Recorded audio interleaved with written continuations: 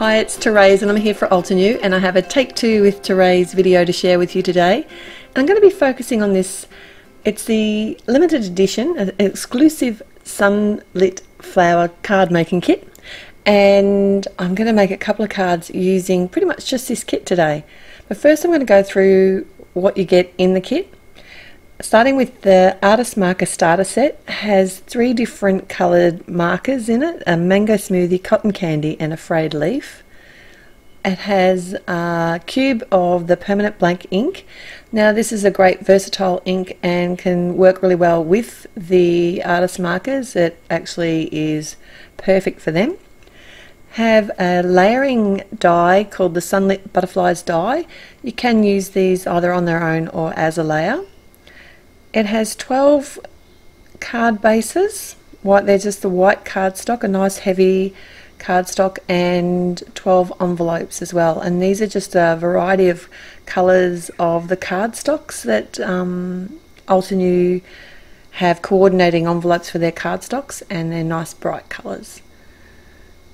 So cool stuff. Also, you get this inspiration guide, and there's something like 7 different cards, and including all the details and all the products that you need to make this, all the cards.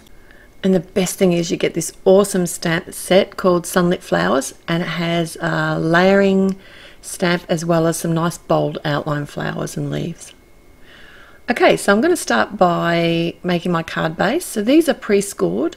Has if you look at them, there's a valley and a mountain. So the popped up bit is what you call a mountain, and the valley bit, believe it or not, goes to the outside when you fold.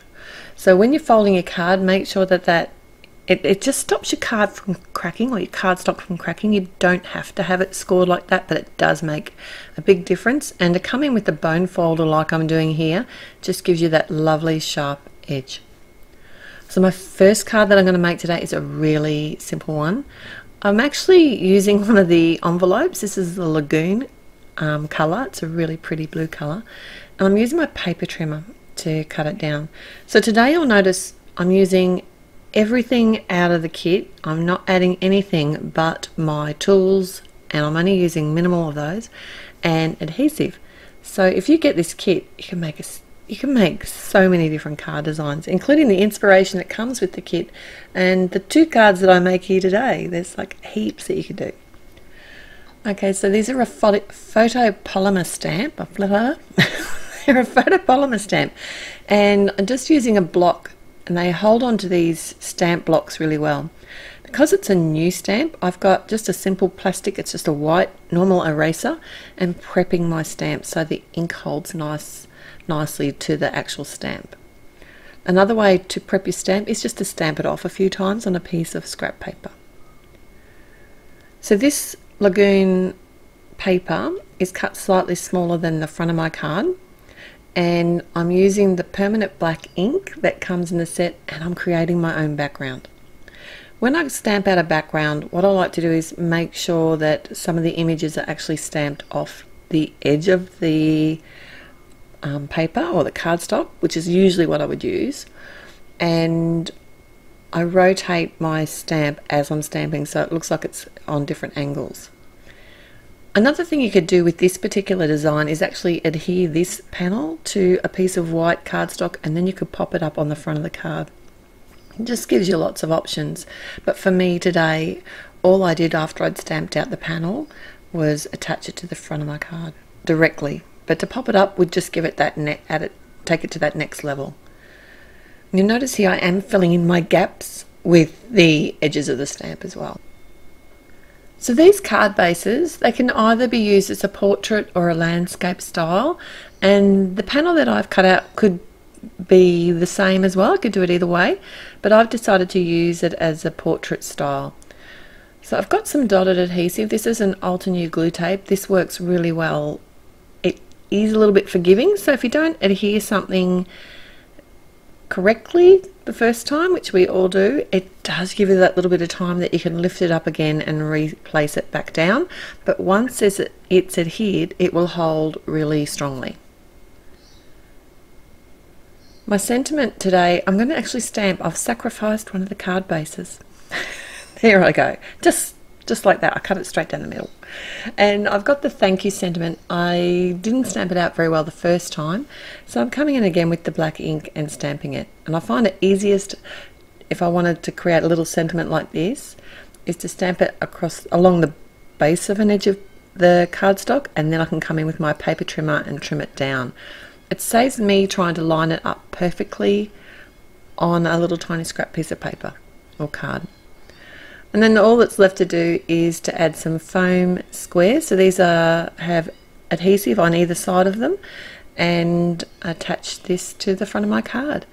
I use my grid lines to make sure that I've got things centered. So you'll notice that the grid lines on my mat behind my card, I can see exactly where the center of that is. And that's the first card done. It's a very simple card, this one, but effective. It would make a great set of cards actually to give to someone. So the next card I'm going to be using the artist markers. They've got two ends on them. One is a bullet tip end and the other one is a brush marker end. My preference is to use the brush marker end because I can actually get into really tiny places and I can actually lean down on the brush, a nice sort of a flexible end, but they don't fall apart when you're using them. They are quite sturdy, and you can buy replacements for these, and you can also buy refill ink for these markers as well. And you can buy them from Altenew in sets of 12, but this is a really good way to give yourself a try with these markers and see if you like them. If alcohol markers are quite an expensive way of colouring, and until you sort of get the hang of them, they can be a little bit intimidating. So this is a really good way to have a bit of a try and see if you like the style of colouring. I have done some extremely simple colouring today. This is graphic style colouring, and all I'm doing is adding a very simple wash of colour, leaving some white in the image and not overthinking it. I'm not adding any shading at all. And I basically do that for every flower on this panel. I did use the permanent ink to stamp out the whole panel. This is that other piece of cardstock that I cut earlier. But this time I actually stamped out some of the leaf images as well as the flowers. So I used those leaf images for the filler gap. And this panel is actually cut to the same size as my card front. You can also get some of these artist markers in sets of 4, and that's also a good way to give them a try. And they have all of those linked at the shop too. I really like this yellow. How bold is that? I do come in with the green again on the center of the flowers, and then I was in two minds. I didn't know whether to bring the pink in on the flower because there's these tiny little berries on the leaf, and in the end I did come in with the pink, but initially I was thinking I might go yellow, but I think the pink just adds a little something. Alright, and this is why I didn't actually colour directly onto the card front itself, because this is what's meant to happen when you colour with artist markers. They do bleed through the cardstock, and that's fine, but you don't really want that on the inside of your card. So what I do is actually do it on a separate piece, and then I can just adhere it directly to the front of my card. A couple of the areas didn't stamp out perfectly, so I did come in with my Copic multiliner. You could use any black pen or marker here. If you want to do it before you colour, then you need to make sure it's one that won't bleed when you add the alcohol marker to it. So I just added mine after anyway, it doesn't really matter. Here what I'm doing is creating my own coloured cardstock.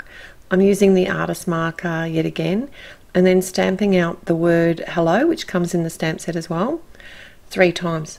Well, I stamped it out 4 times, but I only needed 3. One didn't stamp out perfectly. And then I just cut these down into little pieces, and I want them to be all the same size. So I'm just measuring each up against the other. This is really technical here. If you're fussy, you could measure it if you want it to be exact. This seemed to work well though. The Therese method of measuring. Cheating, I should say.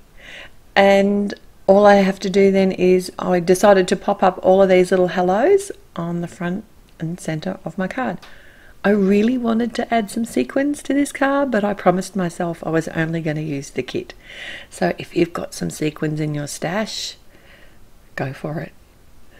And that's my finished cards for today. Thanks so much for joining me. I'll see you again real soon. And don't forget to like today's video and subscribe to the channel. Bye.